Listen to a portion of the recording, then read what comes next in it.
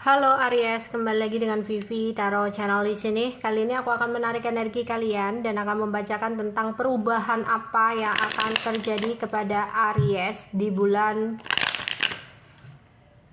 April ya. Dimana ini adalah energi general, jadi mungkin nggak semuanya bisa resonate. Ambil aja bacaan yang baik sebagai harapan dan yang kurang baik jadikan antisipasi aja. Tetap berserah kepada Tuhan Yang Maha Esa dan berbijaklah dalam mengambil keputusan setelah nonton video dari aku. Perubahan yang akan terjadi kepada Aries di bulan April.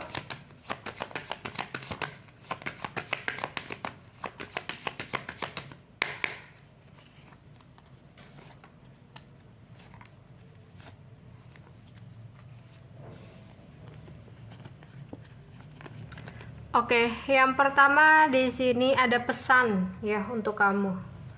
Kamu lebih meningkatkan sisi spiritual kamu ya, memperbaiki sisi spiritual kamu di sini. Oke, jadi yang tadinya kamu itu dipenuhi dengan kebimbangan, kebingungan, ya, gelisah, dimana kamu akan mengambil sebuah keputusan untuk lebih mendekat kepada Tuhan ya, lebih banyak berdoa, lebih banyak beribadah, berserah di sini ya. Dimana di situ kamu akan kayak lebih tentram gitu ya. Aku melihat di sini ada sisi spiritual yang akan semakin bagus ya, dimana kamu setelah mendekatkan diri, setelah banyak beribadah dan berdoa, itu tuh kamu kayak lebih apa ya, lebih tenang gitu loh hatinya ya, nggak gelisah lagi, nggak bingung lagi kayak gitu ya.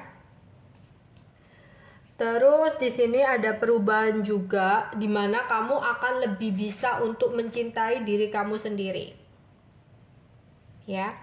Tadinya mungkin kamu selalu mementingkan kebahagiaan orang lain, kepentingan orang lain gitu ya. Setelah kamu di sini mencoba untuk menarik diri sendiri-sendiri dulu kayak gitulah ya. Kalau memang ada yang baru putus, kamu akhirnya kayak sadar gitu ya. Ketika kamu ingin mencintai seseorang dalam relationship, disarankan untuk bisa mencintai diri kamu sendiri terlebih dahulu ya. Jangan sampai kalau kamu nggak bisa mencintai diri kamu sendiri, kamu menuntut orang lain untuk menghargai kamu, untuk mencintai kamu. Lah gimana caranya gitu? Gimana orang itu bisa mencintai diri kamu? Toh kamu sendiri aja nggak tahu gimana caranya mencintai diri kamu ya. Jadi di bulan April ini ada perubahan, kamu akan lebih care sama diri kamu. Yang tadinya nih ya, kenapa sih pasanganku kok berubah? Ya kita harus introspeksi. Bisa jadi ya, mungkin kalau waktu pertama-tama penampilan kita jaga banget gitu ya, perawatan dijaga. Tapi setelah merasa bahwa sudah menjadi miliknya, kamu sudah merasa dia sudah menjadi milik kamu, kamu kayak males untuk perawatan ya, males untuk mencintai diri kamu dengan kayak ya hanya mencintai dari kayak merawat badan ya, mandinya bersih, wangi kayak gitu ya, sebatas kecil itulah ya, seumpamanya seperti itu lah. Akhirnya apa, ada bosan, dia nggak lagi tertarik tapi nggak ngomong ke kamu gitu ya. Akhirnya apa, ada yang selingkuh, ada yang begini begitu ya. Tapi akhirnya kamu kayak introspeksi diri, oh iya mungkin dulu dia tertarik sama aku kayak gini-gini loh gitu. Nggak ada ya pure itu ngomongnya dari hati atau apa, tetap ada yang melihat fisik, itu ada pasti gitu ya. Jadi kamu kayak ada yang akhirnya ya udahlah merawat diri gitu ya, pergi ke salon ya. Atau di sini yang tadinya kamu kerja terus gitu ya, sibuk kerja, pulang malam, berangkat pagi gitu terus gitu ya. Terus uangnya buat apa sih gitu ya, ya untuk kebutuhan ya. Tapi sekali-kali kamu kayak ya udah deh, aku harus mengapresiasi diriku nih gitu ya. Entah pijet, entah kamu beli sesuatu, akhirnya ketika kamu membeli sesuatu itu kamu bahagia, kamu happy, kamu puas, kamu bangga kayak gitu ya. Atau tadinya kamu selalu mementingkan kepentingan orang lain nih, ya, kebahagiaan orang lain dulu tanpa memikirkan kebahagiaan kamu. Akhirnya kamu merasa berat sendiri, akhirnya kamu merasa bingung sendiri. Tapi di bulan April ini akhirnya kamu kayak nggak bisa nih gitu. Aku juga, kenapa sih aku bisa mencintai orang, tapi kenapa aku nggak mencoba untuk mencintai jiwaku gitu.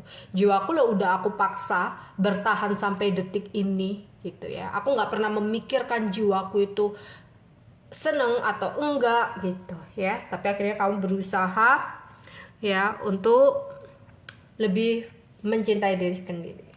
Oke, ada perubahan di mana di sini ada relationship dinamik, ada hubungan yang akan membaik.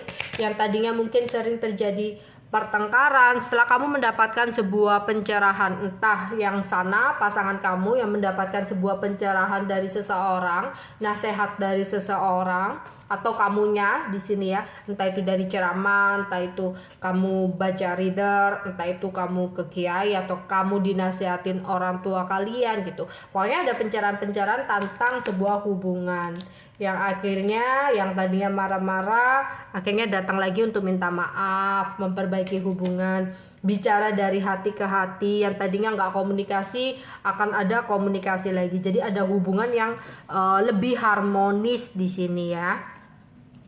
Oke, dan ada perubahan apa lagi di sini? Ketenangan ya di sini. Ketika kamu lebih mendekatkan diri kepada Tuhan, di sini ada ketenangan ya. Kamu lebih nggak mudah emosi ya, kepalanya dingin gitu loh. Ya, jadi kalau ada situasi apa gitu, kamu nggak langsung meledak. Kamu bisa bijak dalam mengambil tindakan, keputusan kayak gitu.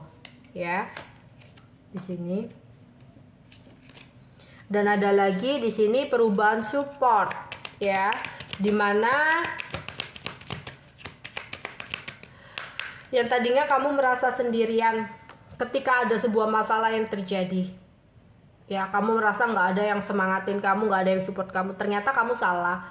Ada keluarga kamu yang akan selalu support kamu, ada spirit guide kamu ya, atau ada sahabat kamu ya. Di sini itu akan merubah cara berpikir kamu, bahwa kamu nggak sendirian, bahwa masih ada seseorang yang bisa support kamu, selalu ada untuk kamu. Nggak semua orang di sini tuh hanya memanfaatkan kamu, hanya mengambil keuntungan dari kamu. Enggak seperti itu. Ternyata ya, dibalik ke sebuah kejadian yang terjadi dalam hidup kamu, di situ kamu akan mengetahui mana orang yang tulus dan mana orang yang modus gitu ya. Jadi ada perubahan di mana kamu merasa, oh ternyata aku nggak benar-benar sendiri. Atau kalau memang nggak ada orang sekalipun yang support kamu ya, ternyata ada Tuhan yang support kamu. Oke, itu aja yang bisa aku sampaikan untuk kalian. Bye bye.